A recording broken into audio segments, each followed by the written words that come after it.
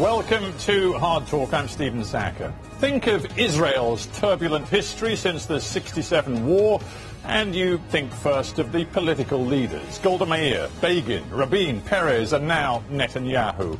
Other crucial figures in Israel's story spent more time in the shadows, like my guest today, Avi Dichter, who was head of the Shin Bet, Israel's internal security service, for 5 years. Only later did he enter politics as a minister, and now a parliamentary ally of Prime Minister Netanyahu.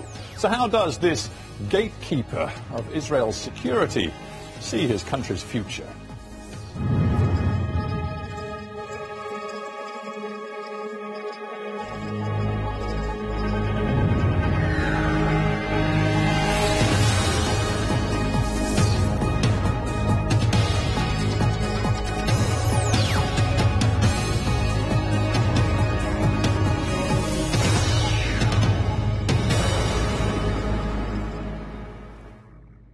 Avi Dichter, welcome to Hard Talk.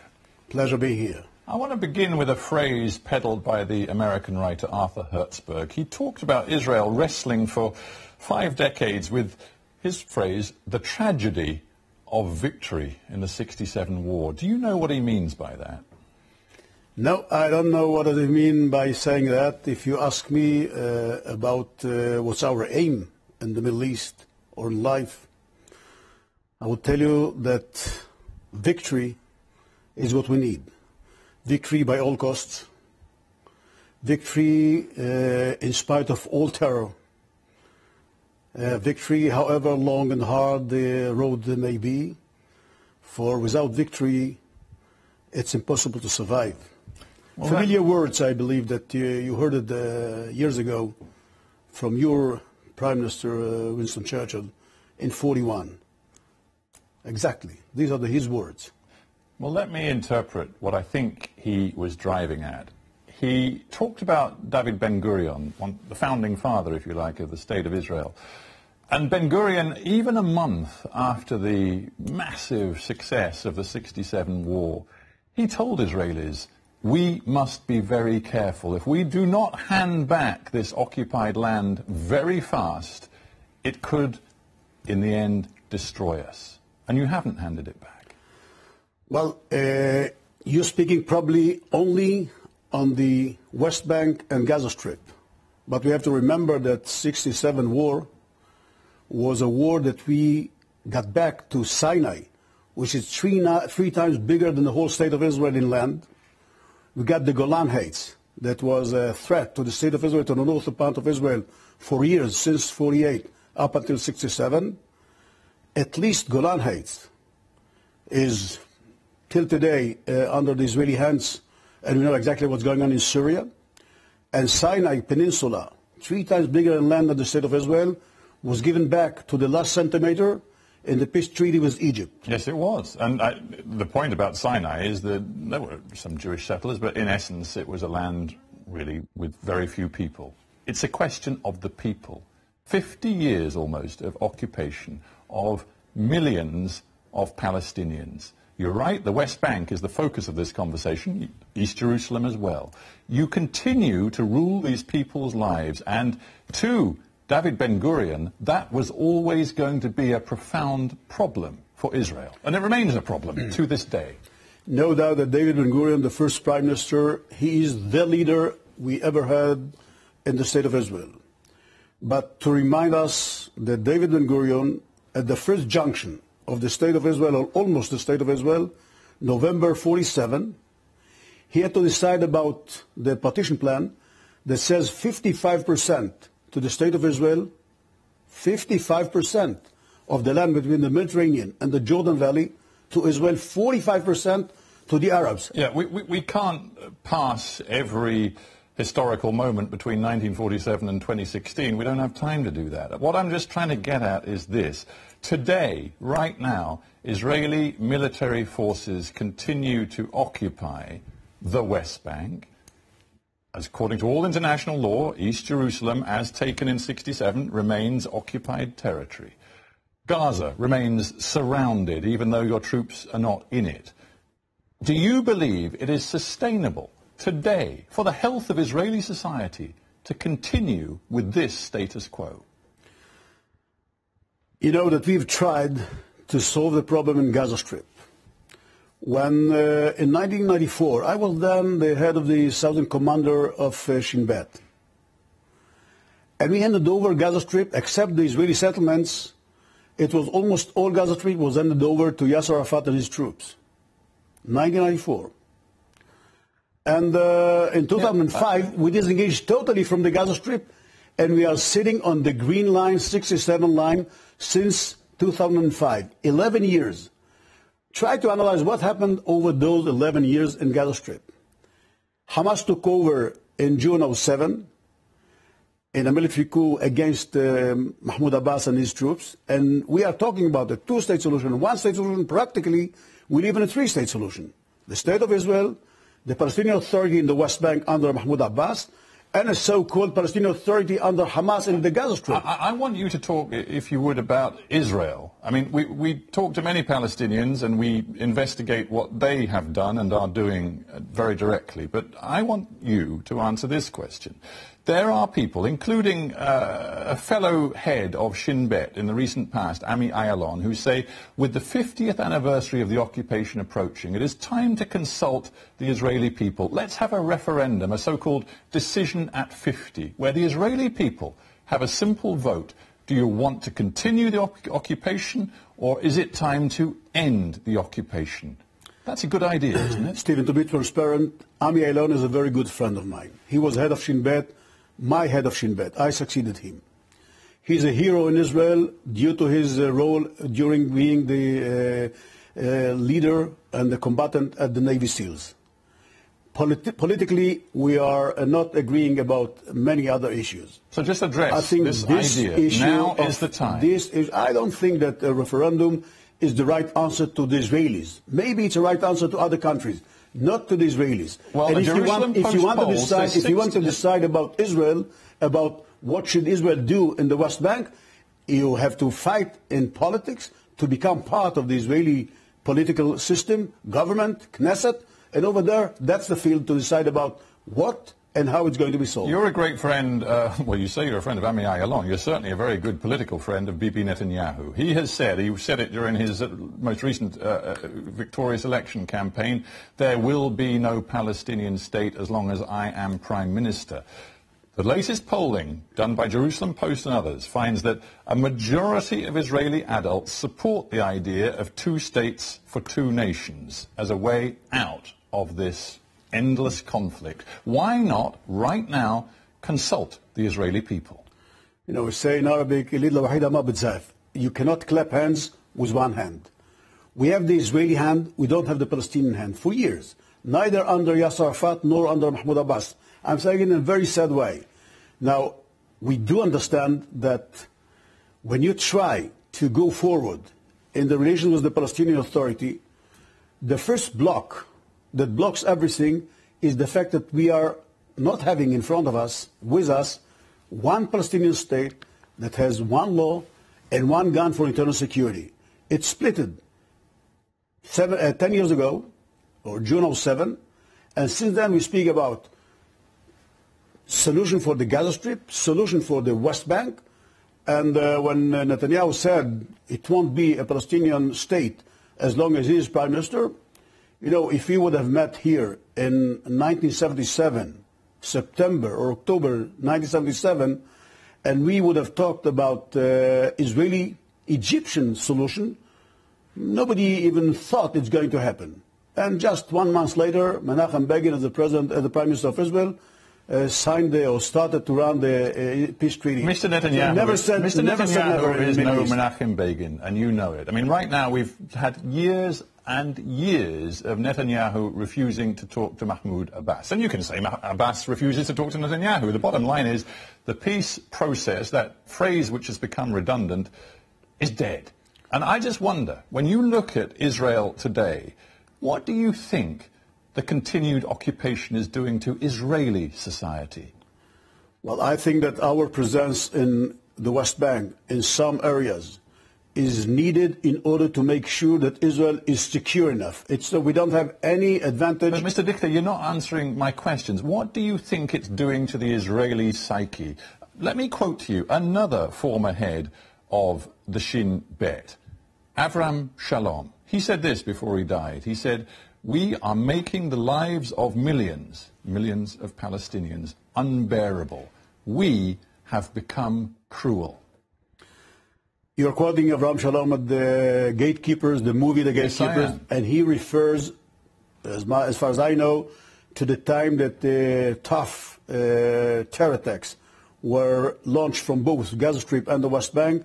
He referred to the role that Shin Bet played at that time in the army. I think you're wrong. I think, because I've just watched the movie again, he is reflecting at the end of his life, he was long retired, reflecting on what this sustained occupation, all of the checkpoints, the roadblocks, the building of the wall, the separation, the way in which your forces and your intelligence services are inside the lives of the Palestinians day upon day upon day. He's reflecting on what that does to Israel.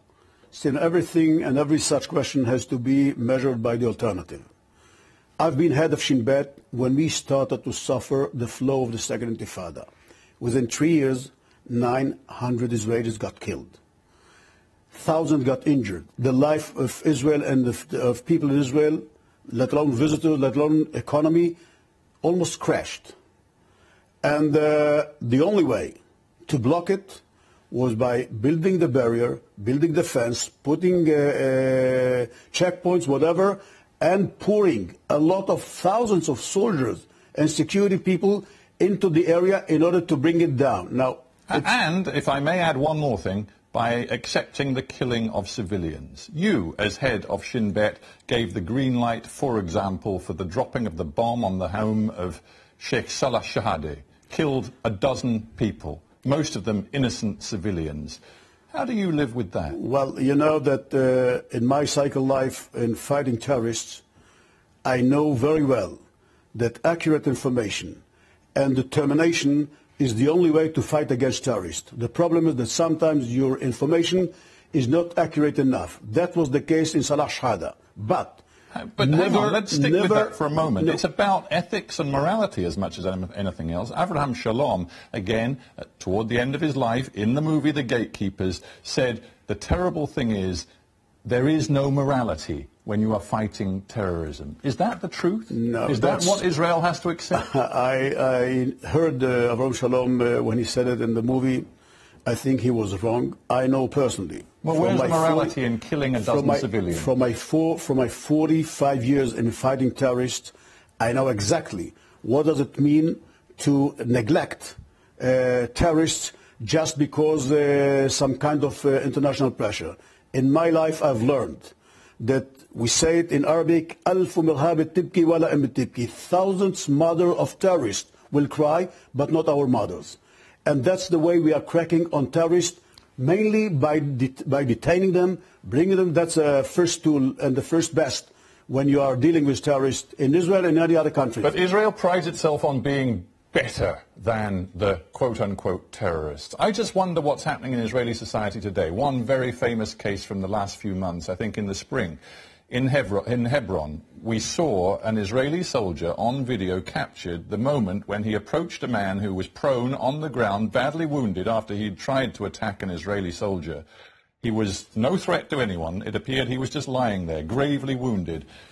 He was shot in the head by a soldier. And what is shocking about that incident, and he now faces a trial for manslaughter, what is shocking is that many Israelis, polled by the media, supported his action and felt that he should not be prosecuted. First of all, we have to remember that this soldier is now in trial, as you said. I don't know many countries. I'm talking about the collective psyche of a nation here. Because people are watching TV, they see pictures, and they try to analyze it according to the picture. I myself decided I'm not getting into this issue up until the trial is going to be ended. Why? Because I've learned in my life that watching part of a movie, few pictures, single pictures amongst many others, doesn't give you a real anchor to understand what's going on. The fact that this soldier is being brought to justice, he is in a trial, a soldier, It's not something that you can see in many other countries, including democratic countries. I think it's not the first case and not the only case that we have in Israel that soldiers or security people are being brought to justice when the army, the leadership, the commanders, they think that his behavior has to be tested under the most objective way, which means court. Throughout this interview, you've talked about terrorism and the fight, Israel's fight, which it has to win against terror. In the end, these terrorists, as you call them, are your enemy. They are the ones that ultimately, as Rabin put it, you will have to talk to make a peace. You do not make peace with your friends, you make peace with your enemies. And again, quoting other heads of the security services, Ephraim Halevi, Ami Ayalon, and others, they say it's time to talk to Hamas, to drop this fiction that we cannot talk to them. See, now I've been to this movie when I was head of the Southern Division, when we just started the post-Oslo peace treaty. We've had meetings with our enemies, with terrorists. We're sitting around one table. I remember one of my assistants counted 75 years in jail. Those people who were sitting with us. And I remember a very important meeting. Prime Minister Rabin once asked Yasser Arafat to meet with all commanders of the Palestinian security apparatuses. Unfortunately, years after, and I was there as well, in a capacity as a deputy head of Shin Bet, and let alone head of Shin Bet, and a minister, and I've seen time and again how Palestinian leaders, how Palestinian commanders who are supposed to fight terrorists are becoming heads of organizations who are behaving like terrorists. One of them is still in power today. Let me go back to Avram Shalom, who was your boss for a while in the Shin Bet. He was asked, who should you talk to? He says, I will talk to anyone. Would you talk to Hamas or Islamic Jihad, he was asked? Including everyone I would talk to. I would even talk to Ahmadinejad in Iran, whoever. I'm always for talk, because only then do things get clarified. Yeah, but let's take a real scenario that might happen in the coming years, maybe the coming months, I don't know. Mahmoud Abbas is 81 years old. He's not going to run for election for the presidency in the Palestinian Authority. Hamas is getting prepared to take over in free elections when Mahmoud Abbas is finishing his term. Now try to imagine, which is do not need a very strong imagination, to see that Hamas is becoming, or Khaled Mash'al is becoming the president of the Palestinian Authority. In that case, he's the elected president. Now the question is whether he's going to accept the Palestinian agreement with Israel, the peace treaty from Oslo, Cairo, Washington. You won't know what he's going to accept or what his strategy might be if you don't talk to him. No, but he's not the president yet. No, of course not. But anyway, let's not kid ourselves for one second that Israel hasn't already put out contact over many years to Hamas. This is a fiction. But the bottom line is, if you are to be serious about peace, you will ultimately have to talk to people like Khaled Mash'al. Israel has to insist to talk with one PA that has one law and one gun for internal security. The only man that I know, the official name, the elected person, although it was 12 years ago, they lost in the first election that Mahmoud Abbas was elected. He is the man that we are obliged to talk to. If tomorrow there will be someone else, whether from Fatah movement, from Hamas, or from any other movement, and he's going to be the president, the state of Israel and the leader of Israel will have to understand whether he accepts or not. If he doesn't accept, it's a new game. You know, when in Egypt the Muslim Brotherhood came into power in 2011, they didn't touch Israeli-Egyptian peace treaty. They didn't touch it.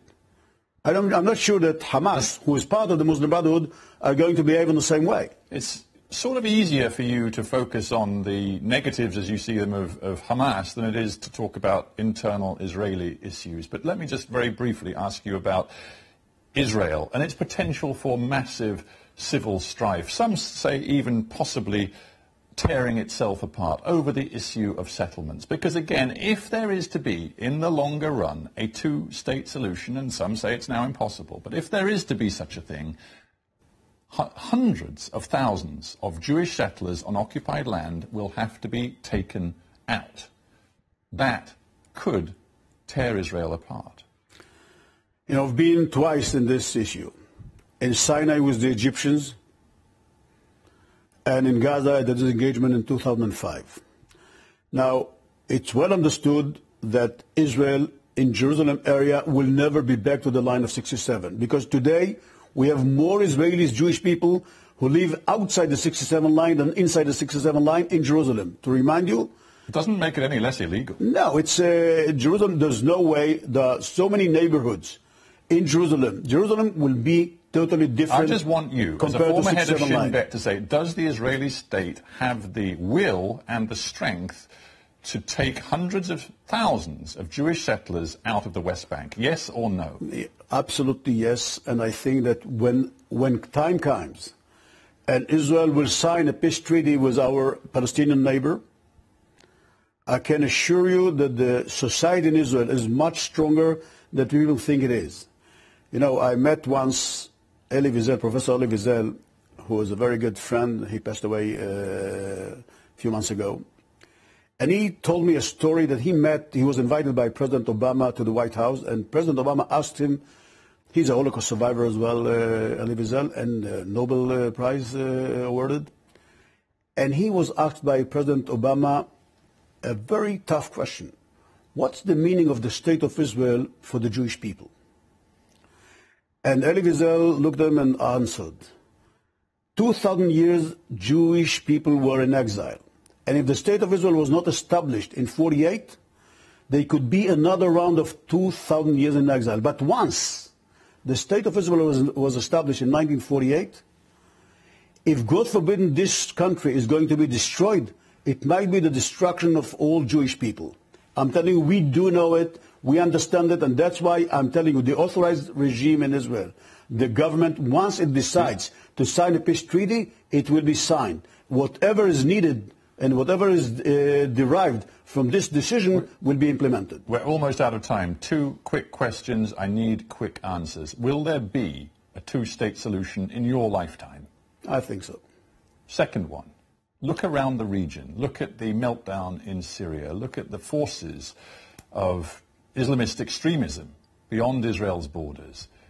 Does Israel see this as threat or in some ways as opportunity? An opportunity to reach out to some of the quote-unquote conservative Gulf states, including Saudi Arabia, and to line those states up alongside you against Iran?